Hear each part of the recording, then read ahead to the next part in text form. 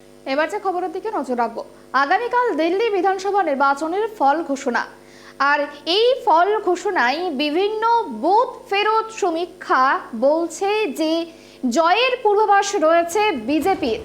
তাহলে কি ২৬ বছর পর দিল্লিতে আবারও ফুটবে পদ্ম? জানবো এই বিষয় নিয়ে আমার সঙ্গে রয়েছে সরাসরি নিউজ রুম থেকে আমার সহকর্মী সত্যজিৎ। তার থেকে জানবো, সত্যজিৎ, আগামীকাল রয়েছে দিল্লি বিধানসভা নির্বাচনের ফলাফল ঘোষণা। কি হতে পারে ফলাফল? এই যে দিল্লি বিধানসভা নির্বাচন ঘোষণা হওয়ার পর থেকে যেভাবে রাজনৈতিক উত্তাপ বেড়েছে সারা দেশ জুড়ে, তার কারণ বাড়ারও যথেষ্ট কারণ রয়েছে।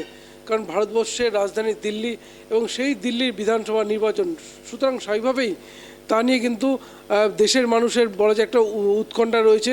এবং তুমি জানো আরও বেশ কিছু কারণ রয়েছে। তার কারণ দিল্লির যে পুলিশ প্রশাসন তা কিন্তু নিয়ন্ত্রণ করে কেন্দ্রীয় সরকার, এবং এখানেই কিন্তু দিল্লি বিধানসভা নির্বাচনের কোন দল ক্ষমতা আসে তা নিয়ে কিন্তু গুরুত্বপূর্ণ হয়ে ওঠে।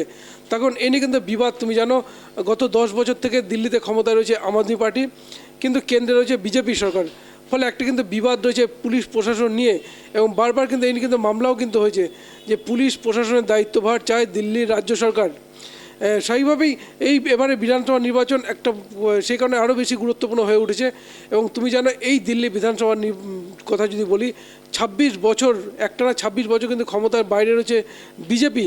এবং অরবিন্দ কেজরিওয়াল ক্ষমতায় ফেরার পর, তার আগে যদি বলি শীলা দীক্ষিত একটানা 15 বছর দিল্লির মুখ্যমন্ত্রী ছিলেন, এবং তার আগে মদনলাল খুরানা ছিলেন বিজেপির মুখ্যমন্ত্রী। এবং প্রশ্ন হচ্ছে 26 বছর পর কি ফিরবে বিজেপি? দেখো, বিভিন্ন বুথ ফেরত সমীক্ষায় যেটা উঠে আসছে তাতে কিন্তু যথেষ্ট সম্ভাবনা রয়েছে। আমি তোমাকে জানাবো, দেখো চাণক্য যে দাবি করেছে যে আম আদমি পার্টি পেতে পারে 13 থেকে 25টি আসন, বিজেপি পেতে পারে 45 থেকে 57টি আসন। এবং তুমি জানো যে দিল্লি বিধানসভার 70টি আসন রয়েছে, অর্থাৎ ম্যাজিক ফিগার 36টি। এখন কোন দল ক্ষমতায় ফিরতে পারে সেটা সময়ের অপেক্ষা। আগামীকালই ফলাফল ঘোষণা হতে চলেছে। কিন্তু চাণক্য বলছে আম আদমি পার্টি পেতে পারে 13 থেকে 25টি আসন, বিজেপি পেতে পারে 45 থেকে 57টি আসন, অর্থাৎ ক্ষমতা দখল করতে পারে বিজেপি, এমনটাই ইঙ্গিত দিচ্ছে Chanakya.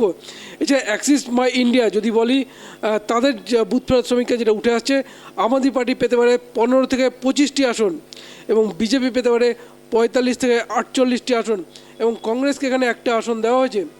People's insights axis pole যে ঘোষণা করেছে তাতে দেখা যাচ্ছে আম আদমি পার্টি 25 থেকে 29টি আসন পেতে পারে, বিজেপি পেতে পারে 40 থেকে 44টি আসন, এবং কংগ্রেসকে কিন্তু এখানেও 2টো আসন দেওয়া হয়েছে। ম্যাট্রিক্স এর বুথ ফেরত সমীক্ষা বলছে বিজেপির ভাগে আসতে পারে 35 থেকে 40টি আসন, আম আদমি পার্টি পেতে পারে 32 থেকে 37। এখানে কিন্তু হাড্ডাহাড্ডি লড়াই ইঙ্গিত দেওয়া হয়েছে, এবং কংগ্রেসকেও এখানে কিন্তু একটি আসন দেওয়া হয়েছে। এবং পিপলস পালস জানিয়েছে বিজেপি পেতে পারে 51 থেকে 60টি আসন, এবং আপের কপালে জুটতে পারে 10 থেকে 19টি আসন। এবং উই প্রাইস এক্সিস পোলের যে ভূমিকা তা বলছে বিজেপি পেতে পারে 18 থেকে 23টি আসন, এবং আপ পেতে পারে 46 থেকে 52টি আসন, এবং কংগ্রেস পেতে পারে খুব জোর একটা আসন। এবং মাইন্ড ব্রিক্সেস এক্সিট পোল বলছে আম আদমি পার্টি পেতে পারে 44 থেকে 49টি আসন, এবং বিজেপি পেতে পারে 21 থেকে 25টি আসন। সুতরাং দেখতে পাচ্ছ যে 6টি যে বুথ ফেরত সমীক্ষার কথা বললাম, তাতে কিন্তু 3টে বুথ ফেরত সমীক্ষা কিন্তু আম আদমি পার্টিকে এগিয়ে রাখছে, এবং বাকি 3টি কিন্তু বিজেপিকে। কিন্তু তোমাকে জানিয়ে রাখি, এই যে দিল্লি বিধানসভা নির্বাচনের কথা যদি বলি, আম আদমি পার্টির জন্মটা কিন্তু আন্না হাজারে যে আন্দোলন, আমরা জানি ইউপিএ সরকার যখন ছিল সে সময় কিন্তু আন্না হাজারে আন্দোলন শুরু করেছিলেন, এবং তার কিন্তু প্রধান কাণ্ডারি ছিলেন কিন্তু এই অরবিন্দ কেজরিওয়াল।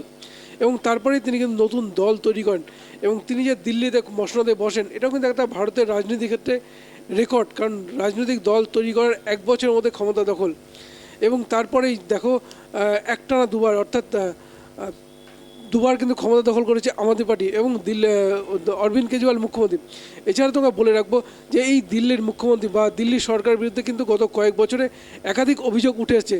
তুমি জানো আবগারি দুর্নীতিতে রীতিমতো জেলে গিয়েছিলেন অরবিন্দ কেজরিওয়াল, জেলে গিয়েছিলেন দিল্লির উপমুখ্যমন্ত্রী মনীষ সিসোদিয়া, এমনকি সঞ্জয় সিংও গ্রেপ্তার হয়েছিলেন। ফলে আবগারি দুর্নীতি কিন্তু আম আদমি পার্টির একটা বড় কাঁটা বলা যেতে পারে। এছাড়া এবারের প্রচারে যদি বলি, আম আদমি পার্টি যেগুলো ঝাঁপিয়েছিল তাদের কিন্তু আম আদমি পার্টির গ্যারান্টি, এবং সেই গ্যারান্টিতে 15টা ঘোষণা করা হয়েছে। তার মধ্যে ছিল যমুনা, অর্থাৎ আম আদমি পার্টির যে গ্যারান্টির মধ্যে ছিল অন্যতম, তোমাদের বেকারত্ব ছিল এবং নানান ইস্যু ছিল, কিন্তু সবচেয়ে বড় প্রশ্ন তাহলে কি পুনরায় কি আম আদমি পার্টি ক্ষমতায় ফিরবে নাকি বিজেপি ফিরবে? 26 বছর পর। সত্যজিৎ, দেখো আরো একটি বিষয় তোমার থেকে জানতে চাইবো। তুমি যেমনটা বললে যে ভোটের আগে একাধিক ঘোষণা করেছিল, সেক্ষেত্রে অন্যান্য দলও ঠিক ভোটে কোন ইস্যুকে সামনে রেখে এই নির্বাচনে ঝাঁপিয়েছিল? দেখো, এবারের ভোটের যদি বলি, আমাদের পার্টির প্রধান হাতিয়ার কিন্তু ছিল বাংলার লক্ষ্মীর ভাণ্ডার। কারণ 2021-এ মমতা বন্দ্যোপাধ্যায় যে উদ্যোগ নিয়েছিলেন যে লক্ষ্মীর ভাণ্ডার মহিলাদের অ্যাকাউন্টে 500 টাকা, ঠিক একই রকমভাবে উদ্যোগ কিন্তু আমাদের পার্টি নিয়েছিল। যে প্রথমে ঘোষণা করা হয় 1000 টাকা করে, তারপরেই কংগ্রেসের পক্ষ থেকে কিন্তু একটা ঘোষণা তৈরি করা হয় যেখানে 2500 টাকা রাখা হয়, এবং তারপরেই কিন্তু আমাদের পার্টি তাদের অ্যামাউন্টটা বাড়িয়ে দেয় এবং তারা করে সেটা হচ্ছে 2100 টাকা। এবং দেখো, অন্যান্য দলের ক্ষেত্রে যদি বলি, বিজেপি কিন্তু তাদের ঘোষণা কিন্তু এই লক্ষ্মীর ভাণ্ডার প্রকল্পকেই হাতিয়ার করেছে এবং তাদের কিন্তু প্রধান ইস্যু 2500 টাকা করে মহিলাদের অ্যাকাউন্টে দেওয়া, এবং কংগ্রেসও তাই। সুতরাং বাংলার যে লক্ষ্মীর ভাণ্ডার তা কিন্তু দিল্লির নির্বাচনে এবার প্রচারের প্রধান হাতিয়ার। এছাড়া তুমি জানো যে দিল্লির যদি বলি আমরা, দূষণ একটা সমস্যা রয়েছে, পানীয় জল একটা সমস্যা রয়েছে, এবং টোটো চালকদের নানান বিধ সমস্যা রয়েছে। এবং অরবিন্দ কেজরিওয়াল যদি বলি আমরা, যে বয়স্কদের চিকিৎসার জন্য কিন্তু একটা সঞ্জীবনী উদ্যোগ নিয়েছেন, যে 60 বছরের বেশি বয়স্ক হলে তাই বিনামূল্যে চিকিৎসা করাবে এই আপ সরকার। ফলে স্বাভাবিকভাবে প্রত্যেক রাজনৈতিক দল, একদিকে যেমন বিজেপি 26 বছর পর ক্ষমতা দখল করার জন্য ঝাঁপিয়েছে, এমনকি বিজেপির প্রার্থী নির্বাচনে কিন্তু বিশেষ নজর দেওয়া হয়েছে, এবং কোথাও যেন ঘোষ প্রার্থী না হয় তার দিয়েও কিন্তু প্রদেশ বিজেপি কিন্তু খুব সক্রিয়ভাবে কাজ করেছে।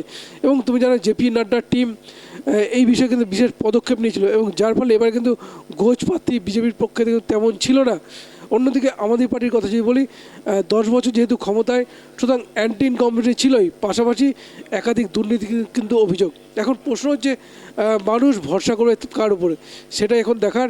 তখন তুমি জানো আগামীকাল যে দিল্লির বিধানসভা নির্বাচনের ফলাফল ঘোষণা করতে হতে পড়েছে, তার দিকে কিন্তু নজর সারা দেশের। যে দিল্লির যে অর্থাৎ রাজধানী দিল্লি, যে সেই রাজ্যের ক্ষমতায় কারা থাকবে, দিল্লির পুলিশ প্রশাসন নিজে বারবার জটিলতা সৃষ্টি হয়, সেখানে যদি একই সরকার থাকে তাহলে কিন্তু এই জটিলতা অনেকটাই কমে যায়।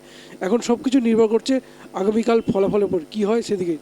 সুপর্ণা, একেবারে অনেক ধন্যবাদ আমাদের সঙ্গে থাকার জন্য। যেমনটা জানা গেল যে দিল্লিতে আগামীকাল রয়েছে ভোটের ফলাফল, এবং এই ভোটের ফলাফলে যেমনটা কি হতে পারে, এই ভোটের ফলাফল কি আসবে, আদেও আম আদমি পার্টির যে প্রধান অরবিন্দ কেজরিওয়াল তিনি পুনরায় দিল্লির মসনদে বসবে নাকি 26 বছর পর দিল্লিতে পদ্মফুল ফুটবে, সেটা অবশ্যই সময়ের অপেক্ষা, এবং তা জানা যাবে আগামীকাল, সেদিকে আমাদের নজর থাকবে।